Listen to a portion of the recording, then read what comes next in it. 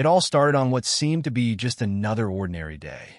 I was driving back home after a long day at work, feeling the weight of accumulated fatigue while dealing with the endless city traffic. The familiar sounds of car horns and the constant hum of engines accompanied me at that moment, not realizing that my life was about to take an extraordinary turn that would forever change my understanding of human purpose and existence itself. I clearly remember how my thoughts wandered between everyday concerns, bills to pay, pending work projects, promises made to my family that I had yet to fulfill. The traffic light turned green, and I moved forward as I had done thousands of times before. However, in a matter of seconds, everything transformed. The sharp screech of tires against the asphalt pierced the air, followed by a blinding flash that flooded my field of vision. I felt my body being violently thrown, and then complete darkness. The next thing I experienced was a sensation of peace so deep and absolute that human words can barely begin to describe it. It was as if every worry, every pain, every anguish I had ever felt had dissolved into an ocean of perfect serenity. The environment surrounding me was different from anything I had known in the physical world. Everything seemed to emanate light from within, creating a space where earthly concepts of time and distance lost all meaning. It was then that I heard a voice that, although I had never heard before, I instantly recognized in the depths of my being. It was both soft and powerful, filled with compassion and love that transcended any human experience. "Do not fear," the voice said. "You are no longer in your earthly home." As I turned, I found myself face to face with Jesus. His eyes, deep as the universe itself, overflowed with immeasurable wisdom and love. He extended his hand toward me with a gesture that conveyed both invitation and promise.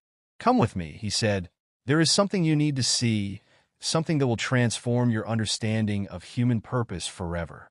I felt a moment of hesitation, a final connection to my earthly fears, but the peace emanating from his presence was irresistible. I took a step toward him, and the world around us began to transform in ways that defied all logic. Before my astonished eyes, visions of ancient times began to unfold. Vast deserts where the wind whispered eternal secrets, majestic mountains that touched the sky with their snow-capped peaks, and the faces of countless men and women who had lived and struggled with their own spiritual battles throughout the centuries. Each image was imbued with an intensity and clarity that made my earthly memories seem blurry in comparison. Our first stop was in a solitary valley, where I witnessed a scene I had heard told countless times, but which now took on a completely new dimension. There was Moses on his knees, holding the tablets of the law with trembling hands. The weight of his responsibility was almost tangible in the air surrounding us. "Observe carefully," Jesus told me, "for a prophet's mission goes far beyond simply conveying a message. It is carrying the weight of humanity's transformation." As we watched, I could feel Moses' internal struggle, the conflict between his divine calling and his own human limitations, the challenge of guiding a people who constantly doubted and rebelled. He wasn't just a leader following divine orders. He was a man going through a profound personal transformation while trying to elevate others toward a higher understanding of existence. In a blink, the scene changed and we found ourselves in a dark cave. There was Elijah, alone and vulnerable, his prayers barely audible in the silence of his refuge. "Look," Jesus pointed out, "many believe that prophets sought power, but the truth is they sought the courage to fulfill their mission." I could feel the loneliness and pain that accompanied his calling, but also the unbreakable strength of his faith. The experience didn't end with my awakening in the hospital. In fact, that was just the beginning of a new stage in my life. The seeds planted during my encounter with Jesus began to germinate and grow, transforming not only my own existence, but also that of those around me. Each day became an opportunity to share and live the truths I had learned, not through grand speeches or extraordinary manifestations, but through small acts of love and understanding that, like ripples in a pond, expanded beyond my immediate reach. Over the years, I have seen how that extraordinary experience has continued bearing fruit in ways I could never have imagined. Each morning, upon waking, I feel the weight and responsibility of what was revealed to me, but not as a burden, rather as a privilege that drives me forward. People who once considered me just another professional in the city now see something different in my eyes, a light I couldn't hide even if I wanted to. The support group that began as a small meeting in my living room has grown into a vibrant and welcoming community. We meet twice a week in a larger space that the local church has provided us, and each session is a living testimony of how love can transform lives. I've seen successful business people sit next to homeless individuals, sharing their stories with the same vulnerability and openness. Social barriers that once seemed insurmountable vanish when people understand that we all share the same spiritual mission. I especially remember Maria's case, a high-level executive who came to our group after suffering a nervous breakdown. Her seemingly perfect life was crumbling under the weight of expectations and spiritual emptiness.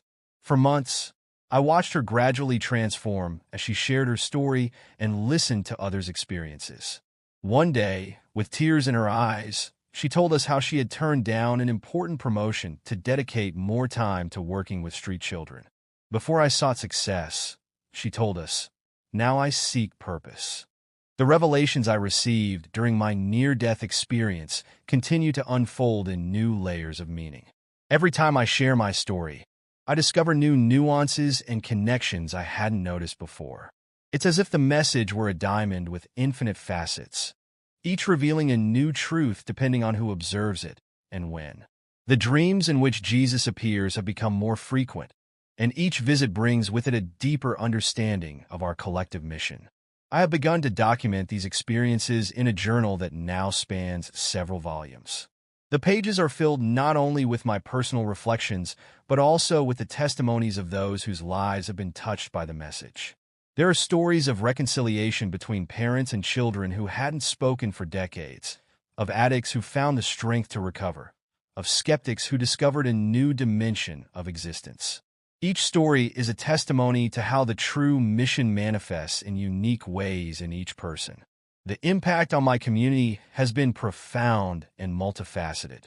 Local religious leaders, who were initially skeptical of my experience, now regularly invite me to share my testimony in their congregations. I've seen how denominational barriers begin to dissolve when people understand that the true mission transcends doctrinal differences. On one memorable occasion, I participated in an interfaith service where representatives of different creeds shared their perspectives on universal love and service to humanity. My work has also undergone a radical transformation. As an executive of a medium-sized company, I have implemented policies that prioritize human well-being above material gains. We established a mentoring program that helps young employees discover and develop their own unique gifts.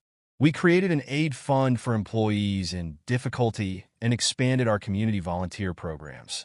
To my surprise, these changes have not only improved morale and productivity, but have also attracted clients and partners who share our values. The visions I received about Lucifer and the danger of pride have been particularly useful in my counseling work. When someone struggles with ego or excessive ambition, I can share with empathy how even the brightest of angels fell victim to his own pride. This perspective helps people recognize their own tendencies towards self-centeredness and develop authentic humility that doesn't diminish their personal value, but enriches it. The most gratifying moments are those when I see people who have gone through our group start their own community service projects. Anna, a single mother who could barely support her children, now runs a support network for single-parent families. Carlos, an ex-convict who struggled to reintegrate into society, has created a mentoring program for at-risk youth. Each of them is a living example of how understanding our true mission can trigger a cascade of positive changes in society. The teachings about sacrifice that I witnessed in the Garden of Gethsemane have taken on new meaning as I see ordinary people make extraordinary sacrifices for the good of others. A young couple postponed their wedding plans to adopt 3 siblings who had lost their parents. A retired doctor sold his summer house to fund a free clinic in a marginalized neighborhood. These acts of selfless love echo the supreme sacrifice I witnessed in my vision. The transformation that began in that near-death experience continues to expand in ever-widening circles. I have been invited to share my testimony at international conferences and radio programs, but what moves me most are the intimate conversations with people who are struggling to find their own purpose. In these moments, I feel that words flow through me as if they were channels of that divine light I experienced. My family has been a close witness to this transformation, and although at first they struggled to adapt to the new me, they are now my strongest supporters.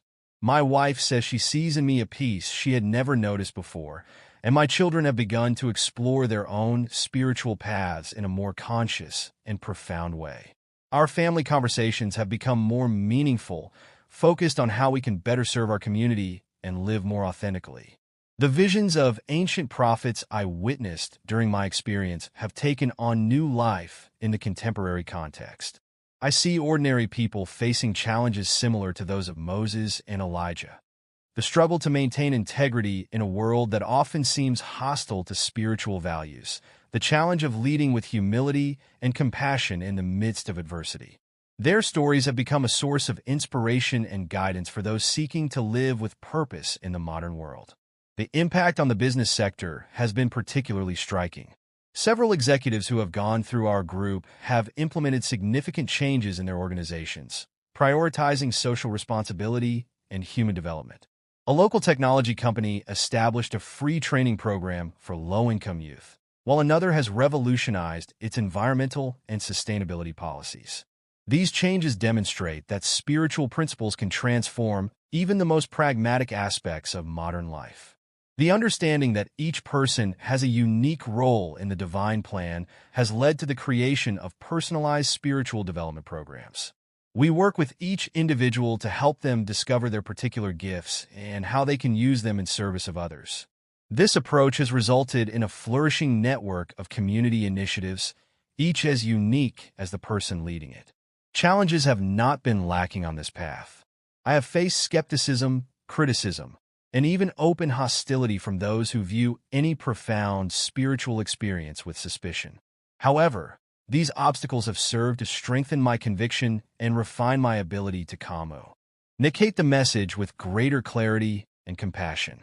As was shown to me in the vision, the true mission seeks not to convince but to inspire and accompany.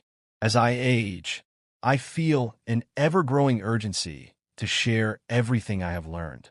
I have begun training a group of mentors who can continue this work when I am no longer here. Each of them has experienced their own profound transformation and is committed to keeping the flame of this mission alive. Seeing them grow and develop their own unique methods of service fills me with hope for the future. The lessons about unconditional love that I experienced during my encounter with Jesus continue to manifest in surprising ways. I have seen enemies become friends, ancient prejudices dissolve in the face of mutual understanding, and deep wounds heal through genuine forgiveness. Each of these transformations is a living testimony that divine love can manifest through willing human hearts. The concept of mission that was revealed to me has evolved in my understanding to include not only great acts of service, but also small, everyday gestures of kindness and attention. A sincere smile, a moment of compassionate listening, an act of spontaneous generosity. Each of these moments is an expression of the divine mission in action. This understanding has helped many see that they don't need extraordinary circumstances to live with purpose. The support network we have created has become a model for other communities. We regularly receive visits from people from other cities and countries who seek to learn from our experience and replicate aspects of our work in their own contexts. It is gratifying to see how the message multiplies and adapts to different cultures and circumstances, always maintaining its essence of love and service. The impact of our support network continues to expand in ways I never would have imagined. Recently, we received a visit from a group of community leaders from South America who had heard about our work through a documentary someone had made about our community. I was deeply moved to see how the experiences I shared resonated across cultural and linguistic barriers. An indigenous leader took my hands after a session and, with tears in her eyes, told me in her broken Spanish that the visions I had experienced aligned perfectly with her people's ancestral teachings about the interconnection of all souls. This revelation led me to a new understanding of how spiritual truth transcends cultural and religious boundaries. I began studying the spiritual traditions of different cultures, finding surprising echoes of the truths that were revealed to me during my near-death experience. Buddhist teachings on universal compassion, Hindu principles of Dharma, Native American traditions about interconnection with all creation, each contributed a new facet to the understanding of our collective mission. Work with young people has become a particularly rewarding aspect of our mission. We initiated a special program for teenagers struggling with identity and purpose issues in an increasingly complex and digitalized world. I am constantly surprised by their receptivity to spiritual truths when presented authentically and unpretentiously. A 16-year-old, after participating in our program for 6 months, organized on his own a support group at his high school for students facing depression and anxiety. His initiative has touched dozens of lives and has inspired similar programs in other schools in the region. Technology, which initially seemed to be at odds with the deeply personal nature of our mission, has become an unexpected ally. We developed an application that helps people maintain a journal of their spiritual experiences and connect with others who share similar interests. The virtual meditation and reflection sessions we began during the pandemic have evolved into a global community of people who support each other in their spiritual search. It's fascinating to see how modern tools can serve to spread eternal truths. The impact on the local education system has been another unexpected but significant development. Several educators who participated in our groups began incorporating principles of consciousness and purpose into their teaching methodologies. An elementary school teacher developed an innovative program that helps children identify and nurture their unique gifts from an early age. The results have been so positive that the school district is considering implementing elements of the program in all its schools. The healing experiences I have witnessed defy any conventional explanation. A woman who had suffered from chronic pain for decades found relief after participating in our meditation and community service sessions. A man who had struggled with addiction for most of his adult life found the strength to stay sober after connecting with his spiritual purpose. These cases constantly remind me that true healing involves both body and soul. Working with people in the twilight of their lives has taken on an especially profound dimension. We established a spiritual accompaniment program in several local nursing homes. The volunteers, many of whom have gone through their own near-death experiences, help residents find peace and purpose in their final days. The conversations that arise in these encounters are true treasures of wisdom and perspective that enrich our collective understanding of life and death. The transformation in family relationships continues to surprise me. My own family has become a microcosm of what is possible when people embrace their true mission. My oldest son, who previously pursued corporate success with an intensity that worried me, now balances his career with a deep commitment to community service. My daughter, who struggled with anxiety for years, has found peace and purpose working with children with special needs. Seeing my grandchildren grow up with a natural understanding of their connection to something greater than themselves fills me with hope for the future. Academic research on our work has begun to accumulate. Several psychologists and sociologists have documented the transformative effects of our holistic approach to spiritual development.